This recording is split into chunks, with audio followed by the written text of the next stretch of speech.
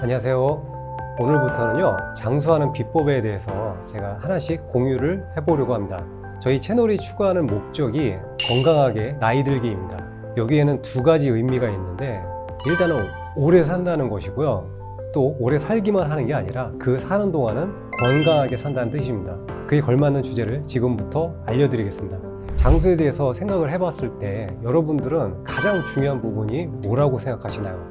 먹는 거, 움직이는 거, 자는 거, 생각하는 거, 이렇게 네 가지 영역이 떠오릅니다. 이 중에서도 제 개인적으로는 건강의 가장 기본적인 뼈대는 저는 움직이는 것이라고 생각합니다.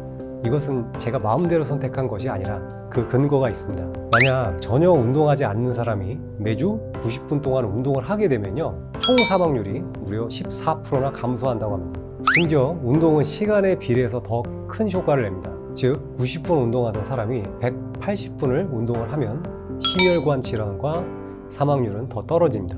저는 어떤 약물이나 온갖 건강식품에 대한 정보를 찾아봐도 이만큼 좋은 효과를 본 적이 없거든요. 이 운동의 필요성에 대해서는 물론 많은 분들이 공감을 하고 계실 텐데요. 그렇다면 어떤 운동을 어떻게 얼마만큼 하면 되는 것일까요?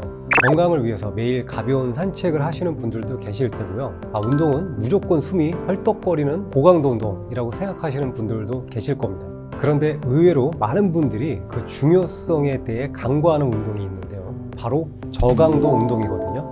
이 저강도 운동을 좀 더 전문적인 표현으로 바꾸면 존 2 운동이라고 합니다. 운동의 영역을 존 1에서 존 5까지 5단계로 나눠서 그 중에 2단계, 즉 존 2에서 하는 훈련을 말하거든요. 우리 몸 안에는요, 에너지 대사를 담당하는 기관이 미토콘드리아입니다. 이 미토콘드리아는 포도당이나 지방을 이용해서 우리 몸에 에너지를 만들게 됩니다. 이 미토콘드리아가 튼튼할수록 지방을 더 잘 끌어다 쓸 수 있게 됩니다. 거꾸로 이 미토콘드리아가 부실하면 포도당에 자꾸 의지하게 됩니다. 이것을 대사유연성이라고 하는데요. 즉 미토콘드리아가 지방을 잘 활용할수록 이 대사유연성이 뛰어나다고 할 수 있죠. 그만큼 대사가 효율적이기 때문에 몸에 젖산도 덜 쌓이고 피로도 덜 느끼게 됩니다. 그럼 제가 대사유연성을 언급한 이유가 뭘까요? 저강도 운동이 대사유연성을 개선하기 때문입니다. 우리나라에서 프로축구 선수들을 대상으로 연구를 했는데요. 이 운동 선수들조차도 저강도 운동을 꾸준히 했더니 젖산이 덜 쌓이고 대사유연성이 더 좋아지더라는 겁니다. 제가 저강도 운동의 중요성에 대해 설명을 드렸는데, 그렇다면 저강도 운동은 어디까지가 저강도 운동이고 또 얼마나 자주 해야 좋을까요? 우리 최대 심박수를 기준으로 70에서 85% 수준에 해당을 하게 되는데요. 최대 심박수는 대략적으로 220에서 자기 나이를 뺀 숫자로 계산을 합니다. 그런데 이렇게 심박수를 기준으로 저강도 운동을 설정을 하다 보면 오류가 많게 되거든요. 그래서 간단하지만 생각보다 정확한 방법을 알려드리겠습니다. 여러분이 전화통화를 한다고 가정을 했을 때 원활한 대화는 가능하지만 전화를 받고 있는 사람이 이 사람이 지금 운동 중이구나 라고 느낄 수 있는 수준이 저강도 운동의 기준이 됩니다.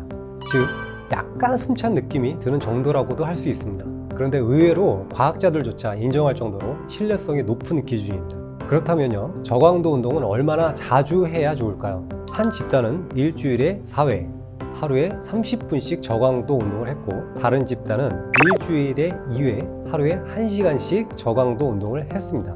두 집단은 일주일 동안 동일한 양만큼 운동을 했지만 하루 1시간씩 주 2회 운동을 한 집단만 기록이 좋아졌습니다. 이 말은 저강도 운동의 효과를 내기 위한 최소한의 용량이 있다는 말입니다. 미국의 장수 전문가 피터 아티아 박사에 따르면 하루에 최소 45분 이상, 일주일 동안에는 최소 3시간 이상 저강도 운동을 꾸준히 해야 현상 유지가 아니라 실제로 건강이 개선된다고 말했습니다. 저 개인적으로는요, 6개월 정도 꾸준히 실내 자전거를 타면서 지금은 일주일에 2번, 한 번 탈 때 90분씩 저강도 운동을 실천하고 있습니다. 그렇다면 저강도 운동의 종류는 어떤 것이 좋을까요? 연구에 따르면 다른 어떤 운동보다 달리기가 이득이 가장 컸다고 합니다. 그래서 최종적으로 제가 여러분들에게 제안을 하자면 하루에 적어도 45분 이상, 일주일 동안에는 3시간 이상 달리기를 하십시오.